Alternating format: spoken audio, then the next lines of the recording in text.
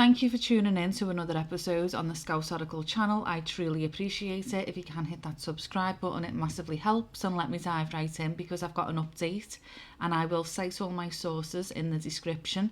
Now, February 2026, the Metropolitan Police have awarded £489,999 to Palantir Technologies under the G Cloud 14 framework.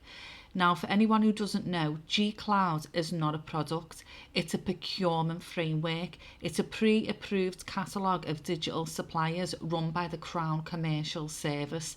And to give you a little bit of background on it, it was introduced in 2012 and it was after like a series of costly government IT failures, and the aim was for them to be able to move away from massive bespoke contracts, ironic, right, and buy digital services faster, and then to reduce long-term lock-in.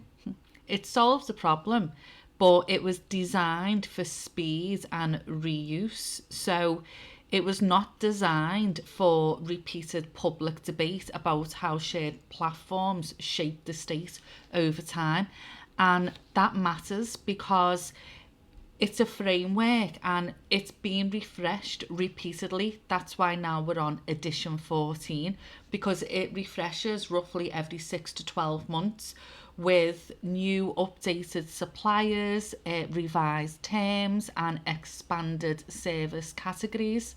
And the public are never really involved in this. So those refreshers don't require new primary legislation.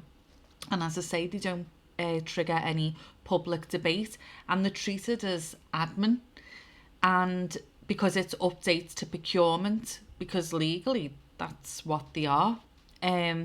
Each refresh looks very small on its own, but as I say, we're on edition 14, and over time these updates that are being quietly expanded by what the government can buy, what it can reuse and standardise across departments. So what hasn't happened along all that time and along these shifts is sustained investment in shared publicly owned digital infrastructure. So instead of building common systems in-house, and like I've been saying before, departments are increasingly relying on external platforms that were already available, already approved, and already working somewhere else inside the government.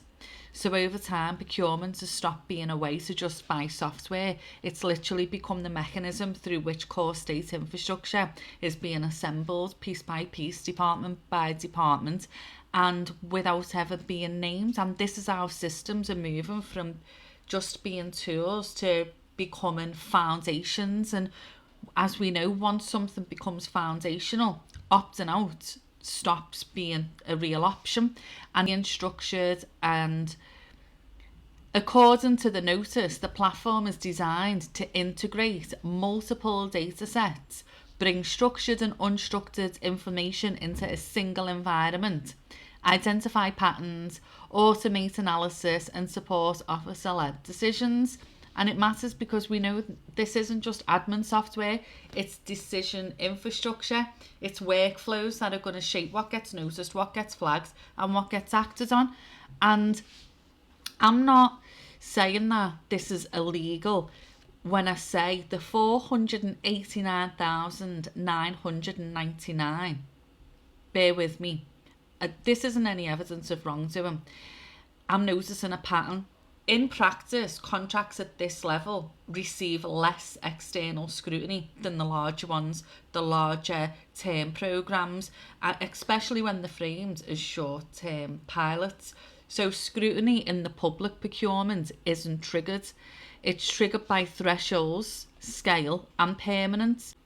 And short trials are typically treated, aren't they, as we're just exploring, it's low risk, it's temporary, it's reversible, and they don't attract the same political attention, the same media focus, the same public challenge as long-term commitments. And it makes sense. I understand governments need to test something, but it sits in the grey area, doesn't it? Because we know what happens with pilots. You see, they're large enough to build the infrastructure, and then they're small enough to avoid sustained attention. And 3 months, it's running for 3 months. So it's not permanent, it's proof of value. And if you've been following me, you've seen where this is aligning with the proof of concept in regards to being in the Financial Conduct Authority and how it entered the HMRC.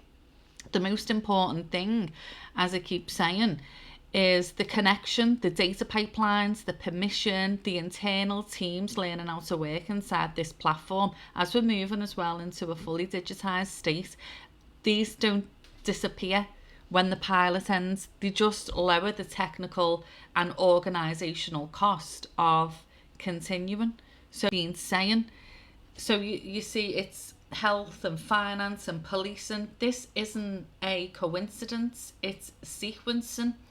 It's a structural shift. Framework level assurance evaluates suppliers in general terms, and it does not evaluate the specific risks created by each of these deployments, each of these data sets, or each context. So the platforms are designed to unify data and spread across the sectors without a single public debate, not through one decision, through repetition. And the ethical questions here, I'm not arguing against technology. I'm not saying should technology exist. I'm saying the phase 1 is asking whether the system works. The phase 2 is asking whether the organisation can operate without it. And then if scrutiny is only arriving after the dependency has formed, the public conversation is too late, especially in policing, where analytics influence who gets attention, who gets monitoring, and who goes under investigation. Transparency isn't an add-on, it's the condition that literally keeps oversight possible. So anyway, this is why I've now submitted a freedom of information request. You know, I'm asking for the paperwork, and as you've seen, I've done before, I'm asking whether the data protection impact assessment exists, whether an equality impact assessment was carried out, whether the Met relied solely on the framework level supplier assurance, because there may be safeguards, there may be extensive internal scrutiny that's happened, but if it isn't visible, then we've got no democratic oversight, have we? It just weakens.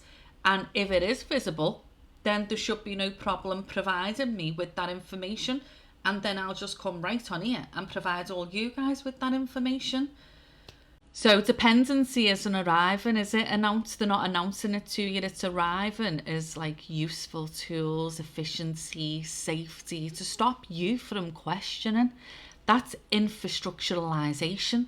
And this isn't me speculating, and I'm asking for the paperwork, because when systems are going to influence policing decisions, transparency isn't optional. It's literally what makes public trust possible in the first place. And this is Palantir Foundry. So as always, thank you for tuning in. I'll always provide updates as and when they come in, and I appreciate you all.